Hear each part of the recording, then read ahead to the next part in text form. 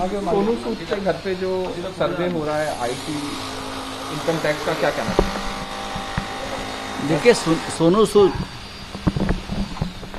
जो अच्छे हिंदी फिल्म के हमारे बड़े कलाकार हैं, 2 साल पहले तक बीजेपी के ब्रांड एम्बेसडर रहे। हमने उनके ऊपर कोई टिप्पणी की थी तो हमें कहा जाता था कि सोनू सूद से सीख लीजिए, वो कैसा काम कर रहे हैं। महाविकास आघाड़ी सरकार ने उनसे कुछ सीखना चाहिए। लेकिन मैंने देखा है, मैंने पढ़ा है, मैंने सुना है कि सोनू सूद दिल्ली की केजरीवाल गवर्नमेंट का जो एजुकेशन प्रोग्राम है उसके ब्रांड एम्बेसडर बन गए हैं, बच्चों के लिए, छात्रों के लिए। उसके बाद ये रेड्स वगैरह शुरू हो गया है। ऐसा मैं देख रहा हूँ। अगर ऐसा है तो बहुत गंभीर बात है। क्या इस देश में जो आपके साथ नहीं काम करता है कोई, या कोई सोशल वर्क के माध्यम से दूसरे पार्टी या दूसरे संस्था से जुड़ता है, तो क्या वो आपका दुश्मन बन जाता है?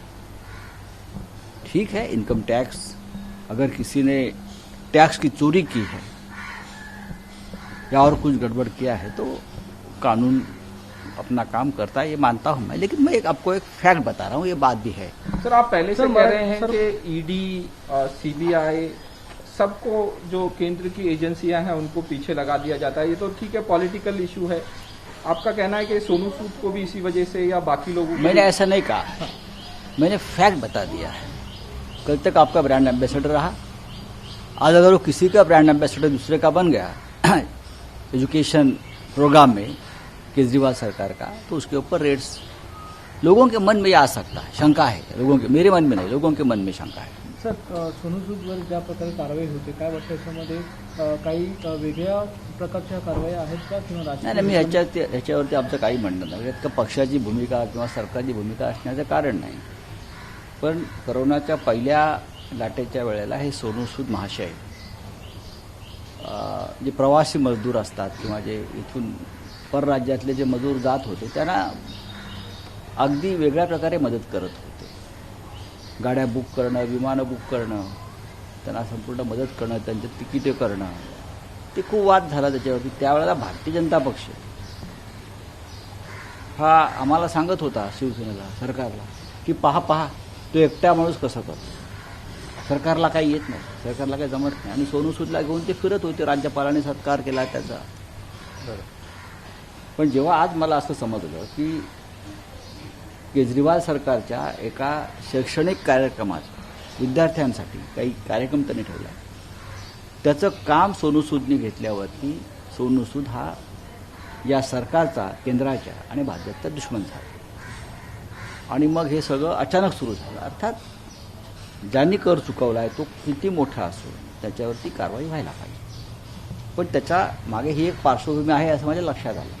सर, आज नरेंद्र मोदी यांचा बर्थडे आहे, पंतप्रधानांचा, काय सांगाल? काय नरेंद्र मोदी हे एक देशातले महत्त्वाचे मोठे नेते आहेत। अनेक वर्षापासून ते प्रधानमंत्री म्हणून या देशाचं नेतृत्व करत आहेत। त्यांचा संघर्षाचा काळ आम्ही पाहिलाय। नरेंद्र मोदी यांच्या काळात नक्कीच देशाला एक राजकीय स्थैर्य लाभलेलं आहे। भारतीय जनता पक्ष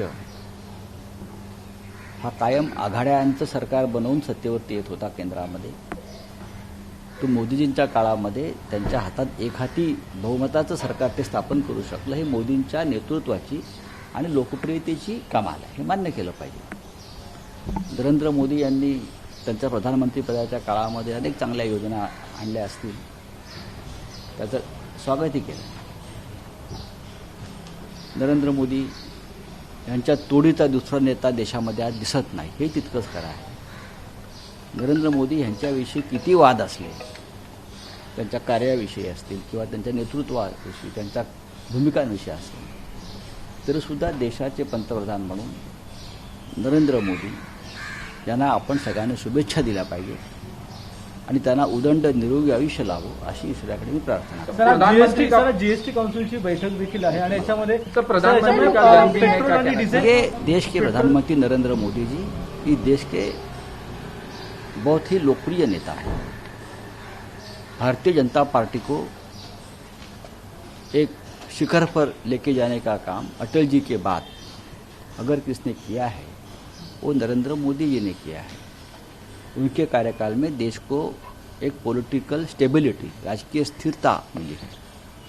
भारतीय जनता पार्टी को पूरा बहुमत जो मिला है, पूरा बहुमत। अब तक बीजेपी की सरकार जो आई है वो अघाड़ी की सरकार, गठबंधन की सरकारें बनी थी, लेकिन इस पहली बार मोदी जी के नेतृत्व में पूरा बहुमत मिला है बीजेपी को। ये मैं मानता हूँ कि ये मोदी जी के लीडरशिप की कमाल है। जो बातें है वो है। आज उनके कद का कोई नेता देश में नहीं है, ये भी सबको मानना होगा। मोदी जी की जो भूमिकाएं है या मोदी जी की कार्यपद्धति है उसके बारे में मतभेद हो सकते हैं, लेकिन मोदी जी ये मोदी जी ही है, दूसरे मोदी जी नहीं बन सकते। सर पेट्रोल आणि डिझेलच्या किमती कमी करून आज मोदीजी गिफ्ट देतील देशाला असं वाटतं का जीएसटी काउन्सिलच्या बैठकीमध्ये? नाही तर आज संध्याकाळी त्यांचा वाढदिवस संपल्यावरती कोणता केक कापतात ते बघावं लागेल। तर मला खात्री आहे की नक्कीच त्यांना या देशातल्या जनतेच्या महागाईविषयीच्या भावना, तीव्र भावना त्याच्यापर्यंत पोहोचल्या आहेत। सर, मुख्यमंत्री आज औरंगाबादच्या दौऱ्यावर सर, आहेत। हिंदी में जानना चाहेंगे क्या प्रधानमंत्री आप बोल रहे हैं केक काटेंगे, कौन सा केक काटेंगे? जो महंगाई देश में बढ़ रही है, पेट्रोल डीजल के दाम आसमान को छू रहे हैं, तो मैं बार बार देख रहा हूँ कि मोदी जी बर्थडे गिफ्ट देने वाले हैं जनता को।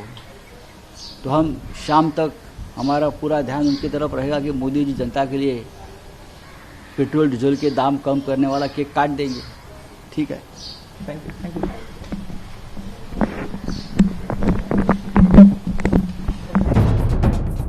सह्याद्रीची उंची म्हणजे